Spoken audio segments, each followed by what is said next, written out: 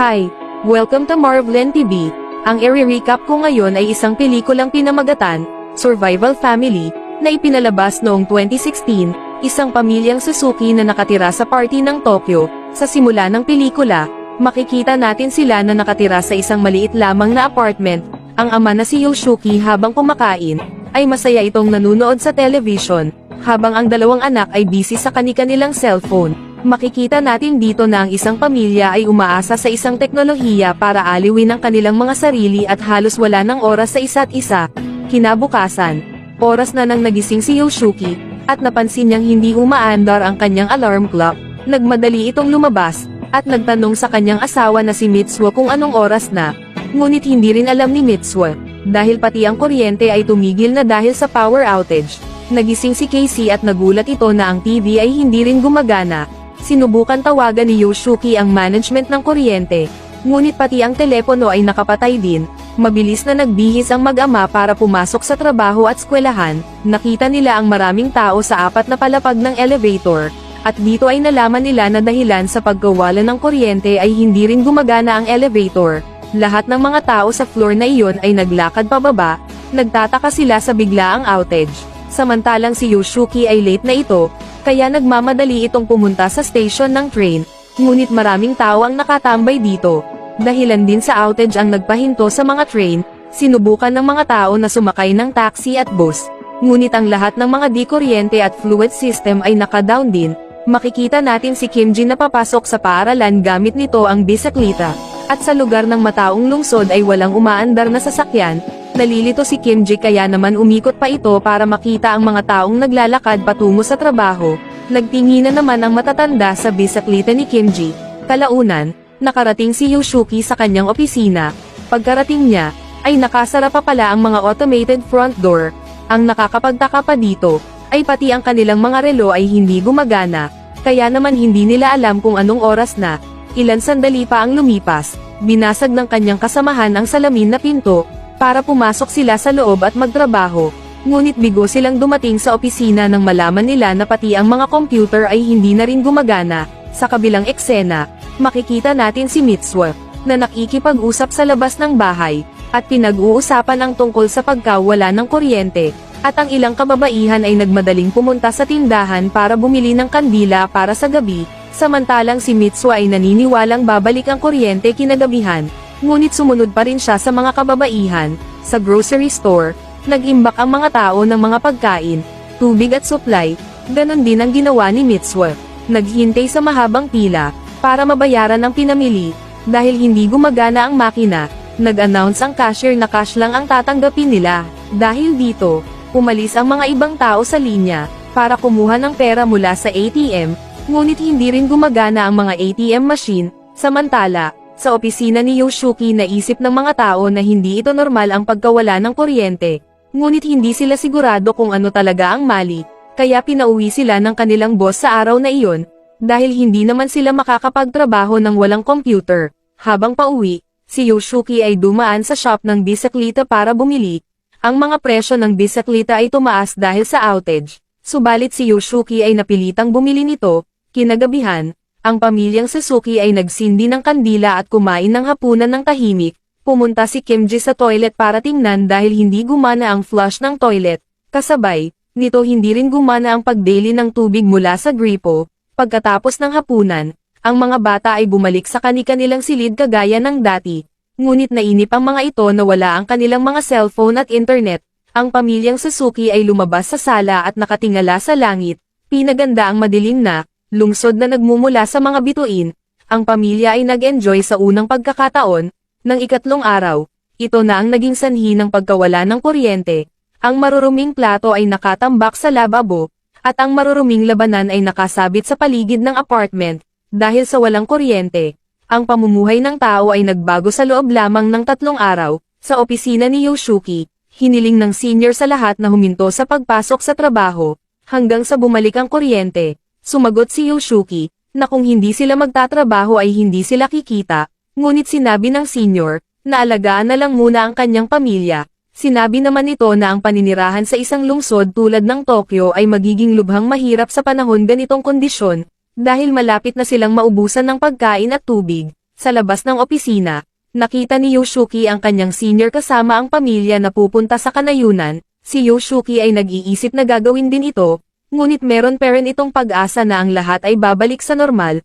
Pumunta si Mitsuo sa tangke ng tubig para kumuha, ngunit pinaalis sila, dahil pati ang tangke ay naubusan na rin pati inuming tubig. Sa kabilang eksena, si Yoshiki ay pumunta sa bangko para mag-withdraw ng pera, ngunit umalis din ito pagkatapos maipit ng mga taong nakapila doon. Sa ikapitong araw, naubusan na ng mga pagkain at supply ang grocery, nagsara ang mga opisina at paaralan, at ang lahat ng pabrika ay nagsara na rin. Parami ng parami ang lumilipat sa kanayunan. Nagpa siya si Yoshiki na gawin din yun.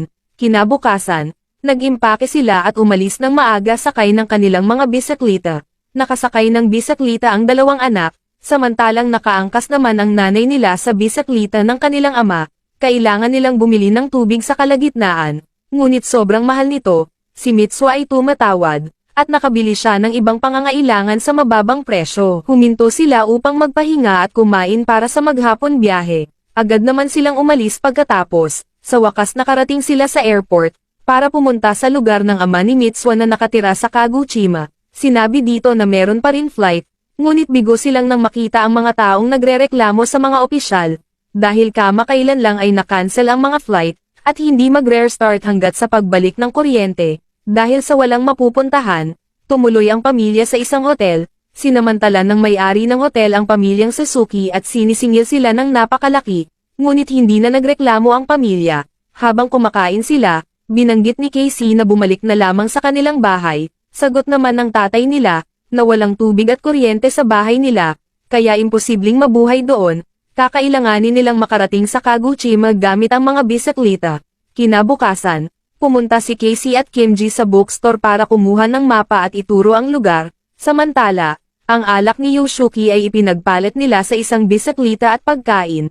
Pagkatapos nagpatuloy ang pamilya sa paglalakbay, sa wakas ay narating nila ang highway, at dito ay nakita nila ang ilan mga taong naglalakbay papunta sa kanayunan.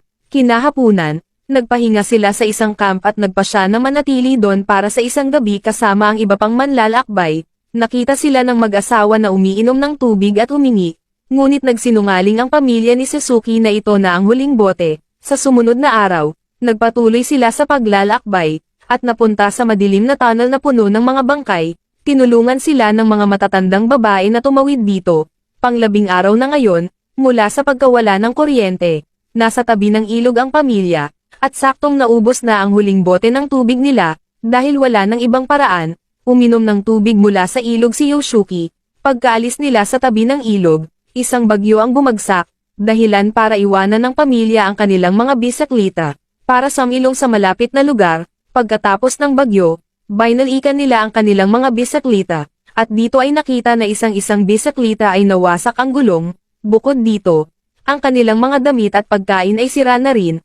Kalaunan, nakarating sila sa kalapit na bayan, at ang mag-asawa ay nagpahinga. Samantala ang dalawang bata ay naghanap ng tubig at pagkain. Na-excite ang mga bata ng mga nila ang grocery, ngunit gulat sila nang makita na wala ng laman ang food area. Naghanap si Kimji ng gulong ngunit ubos na rin ang mga ito. Nakahanap siya ng battery water, at tulad lang din ng distilled water na pwedeng inumin. Kumuha si Casey ng cat food at bumalik sila sa kanilang magulang. Sinubukan niyang kainin ang cat food, at nalasahan niyang hindi masarap ang lasa nito. Ngunit kailangan nilang magtiis para mabuhay. Inayos ni Kimji ang gulong gamit ang takip ng kanyang cellphone, at pinagpatuloy nilang muli ang kanilang paglalakbay. Nakasurvive sila dahil sa tubig ng baterya at pagkain ng pusa sa loob ng isang linggo. Habang naglalakbay, nakasalubong nila ang isang grupo ng mga camper. Ang pamilyang Suzuki ay pang 22 days na nilang naglalakbay, at dito ay tinuruan sila ng mga camper tungkol sa mga damo na nakakain sa gilid ng kalsada. Ang isa sa mga camper ay kinuha na ng larawan ng pamilyang Suzuki mula sa isang non-digital camera, at nangakong ipapadala ito sa kanila kapag bumalik ang kuryente.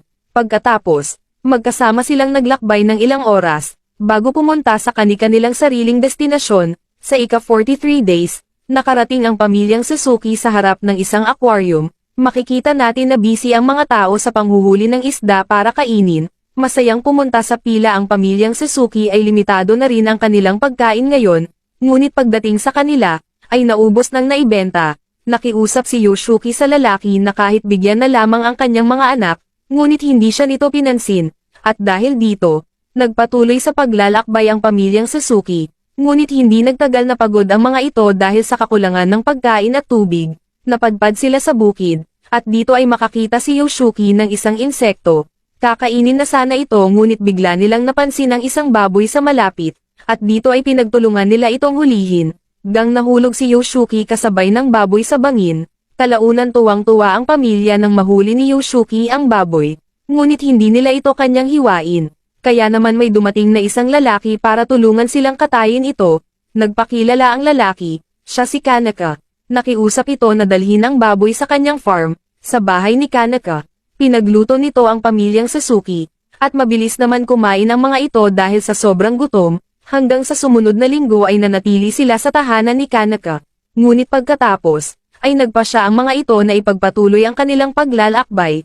Pagkatapos ng 3 araw, napunta sila sa isang ilog, lumang mapa na pala ang nasundan nila, kaya naman ngayon ay kailangan nilang tumawid sa ilog upang makarating sa kanilang paroroonan. Gumawa sila ng isang balsa gamit ang mga kahoy at isinakay nila ang mga gamit dito at ang 2 anak.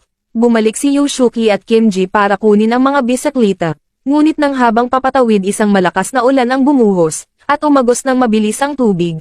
Tinangay si Yoshiki, sinubukan ni Kimji na iligtas ang kanyang ama, ngunit wiglang ng ama niya lamang ang natagpuan nito. Ang pamilya ay nakaupo sa tabing ilog na umiiyak, nagluluksa sa pagkamatay ni Yoshiki. Kalaunan, nagpatuloy sila sa paglalakbay na naglalakad. Pang-day 74 na silang naglalakbay. Dala-dala nila ang mga pagkain galing kay Kanaka. Naglalakad sila sa riles ng train nang may biglang malaking aso ang umatake kay Mitsuha dahilan para mahulog ito. Ang mga bata ay tumakbo para iligtas ang kanilang ina. Nakita nila na nabali ang benti nito. Bumalik sila sa riles ng train nang bigla ulit silang inatake ng mga aso. Sa kabutihang palad, narinig nila na paparating ang train. Laking gulat nila nang huminto ang train para tulungan sila, dahil ito ay tumatakbo sa carbon. Ang mga tao sa loob ay inaasikaso ang sugat ni Mitsuha, at tinulungan ng pamilya. Sa sumunod na eksena, makikita ang katawan ni Yoshiki sa gilid ng dalampasigan. Sa kabutihang palad nagising ito, at pumunta siya malapit sa riles ng train. Kalaunan, paparating ang steam train sakay ang kanyang pamilya. Gumamit si Yoshiki ng smoke torch para makuha ang atensyon ng mga tao. Sa wakas ay huminto ang train, at masayang nagsama-sama ang pamilya. Pagkatapos, inihatid sila ng train papunta sa kanilang destination. Nakita nila ang ama ni Mitsuha pagkalipas ng mahabang panahon, at nagsimula silang manirahan kasama ng ama ni Mitsuha. Lumipas ang 2 taon at 126 days na paninirahan nila dito. Ang pamilyang Suzuki ay masayang nanirahan sa Kagoshima. Makikita natin na masayang namumuhay sa pangingisda at paggawa ng sariling mga damit. Isang araw, nagising si Yoshiki na tumunog ang alarm clock, at ang buong nayon ay nagising dahil sa pagbabalik ng kuryente, at nagsimulang umilo at magring ang mga telepono.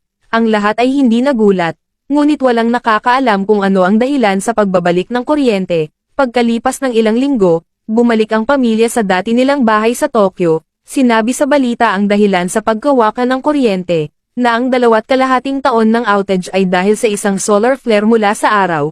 Ang ilan ay naniniwala na ito ay isang teroristang organization, ngunit hindi pa rin nakumpirma. Sa pagwawakas ng pelikula, isang larawan ang natanggap ng pamilya. Noong nakaraan sila ay naglalakbay, ang pagkawala ng kuryente ay naging aral sa mga tao, na kung pahalagahan ng pamilya at mga bagay-bagay na ibinigay sa atin ng Panginoon, maihahambing natin ang buhay ng pamilyang Suzuki na dati ay teknolohiya lamang nagpapasaya sa mga ito.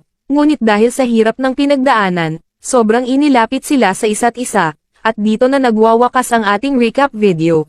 Thank you for watching. Kung nagustuhan mo ang aking recap, paklik ng subscribe at hit the notification bell para updated ka sa susunod kong i-recap.